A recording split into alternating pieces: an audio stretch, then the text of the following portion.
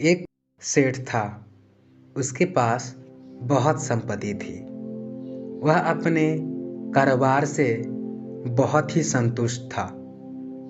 अचानक एक दिन उसने हिसाब लगाया तो पता चला कि वह संपत्ति उसके बच्चों तक के लिए ही काफ़ी होगी। लेकिन बच्चों का क्या होगा? इस विचार के आते ही सेठ भारी चिंता में डूब गया। संयोग से उन्हीं दिनों महात्मा बुद्ध उस नगर में थे। सेठ उनके पास पहुंचा और बोला, महाराज, मुझे इतनी संपत्ति चाहिए कि मैं भोगूं, मेरे बच्चे भोगे, उनके बच्चे भोगे और फिर भी वह कभी खत्म न हो। बुद्ध ने कहा, ऐसा ही होगा, पर इसके लिए तुम्हें एक काम करना होगा।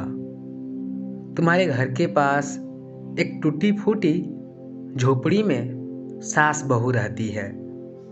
कल उनको एक दिन के खाने जितना सीधा दे आना। बस तुम्हारी इच्छा पूरी हो जाएगी। सेठ की खुशी का ठिकाना न रहा। उसकी रात बड़ी मुश्किल से कटी। दिन निकलते ही वह सीधा लेकर झोपड़ी में पहुंचा। उसने वहां देखा, सास ध्यान में लगी है, बहू झोपड़ी की सफाई कर रही है। सेठ ने बहू से कहा, यह लो, मैं तुम्हारे लिए दाल, आटा, घी, नमक लाया हूँ। बहू ने निगाह उठाकर उसकी ओर देखा और बोली, हमें नहीं चाहिए, हमारे पास आज के खाने के लिए है। तो क्या हुआ? सेठ ने कहा, कल काम आ जाएगा। तो बहू बोली, हम अगले दिन के लिए संग्रह नहीं करते, भगवान हमें रोज देता है। यह सुनकर सेठ अवक्त रह गया। सोचा, एक और ये लोग हैं जो कल की चिंता नहीं करते, और दूसरी ओर मैं हूँ जो बच्चों की चिंता में मरा जा रहा है। उसकी आंखें खुल गई। फिर उसने धन की लालसा नहीं की। अब उसे महात्मा बुद्ध की बात समझ में आ चुकी थी और वह वापस घर की ओर लौट गया। यह तो कहानी के माध्यम से आपने समझ लिया कि कल की चिंता करना अच्छी नहीं है। कल की चिंता करने से हमें कुछ नहीं मिलने वाला और कल कभी किसी का नहीं आता। तो आइए हम ये जानते हैं कि आजकल की आधुनिक ज़िंदगी में हम इस बात को कैसे अपने आप पर लागू कर सकते हैं। क्या आपने कभी सोचा है कि सूर्य कैसे चलता है, पृथ्वी कैसे घूमती है?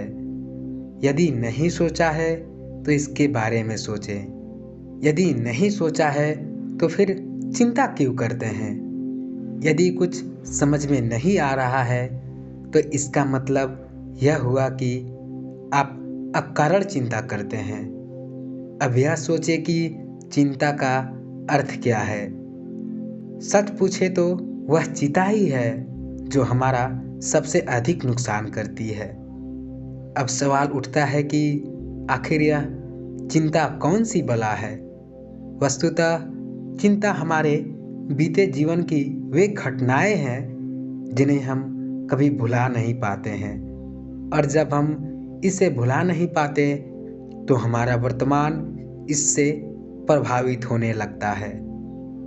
वर्तमान के प्रभावित होते ही हमारा भविष्य नष्ट होने लगता है। कवि जयशंकर प्रसाद ने कामयानी में एक बड़ी अच्छी बात लिखी है। प्राणी निज भविष्य की चिंता में वर्तमान का सुख छोड़े, दौड़ चला है बिखरता सा अपने ही पथ में रोड़े। आशा यह है कि जो भविष्य है ही नहीं, हम उसके बारे में चिंता में लगे रहते हैं। तो जो बीत गया उसके बारे में चिंता करते रहते हैं। इस प्रकार हम अपना वर्तमान भी खराब कर लेते हैं।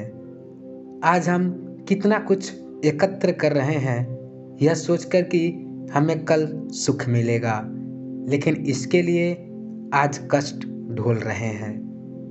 इससे भी अधिक कोई कष्ट आने वाला है क्या? यदि आने वाला है तो हम सहेंगे। हम अपने ही पथ में रोड़े बिखरा रहे हैं और दौड़ते चले जाते हैं। हम ऐसा क्यों नहीं कर पा रहे हैं? भविष्य की चिंता छोड़ वर्तमान में जिए। इसका कारण है अहंकार। अहंकार कहता है कि आप भूत में जिए, और हमने तो नई पीढ़ी को भी भूत में जिलाकर नष्ट कर दिया। यह कितनी बड़ी विडंबना है कि हम अपने बच्चों को ले जाकर खंडहरों में छोड़ देते हैं और कहते हैं कि आप अपना भविष्य खोजें। पीछे की ओर दौड़ाकर हम उन्हें कहते हैं कि आप लोग आगे बढ़ें। हमारे जीवन में निराशा और चिंताएं हैं, तो फिर इस जीवन को लेकर हम क्या करेंगे? हम तो प्रत्येक चीज में नकारात्मक होते चले जा रहे हैं।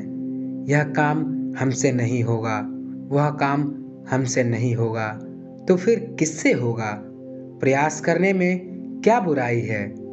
हम प्रयास करेंगे, काम होना होगा तो होगा, नहीं होना होगा तो नहीं होगा। विज्ञान की प्रयोगशाला में भी प्रयोग होते रहते हैं। किसी प्रयोग का परिणाम जीवन भर नहीं मिलता, फिर भी काम चालू रहता है। दूसरे वैज्ञानिक इसके परिणाम को तलाश ही लेते हैं। आशा है कि आज की वीडियो आपको पसंद आई होगी। अगर पसंद आई है तो लाइक ज़रूर कर देना और इस चैनल को सब्सक्राइब ज़रूर कर लेना। जय हिंद।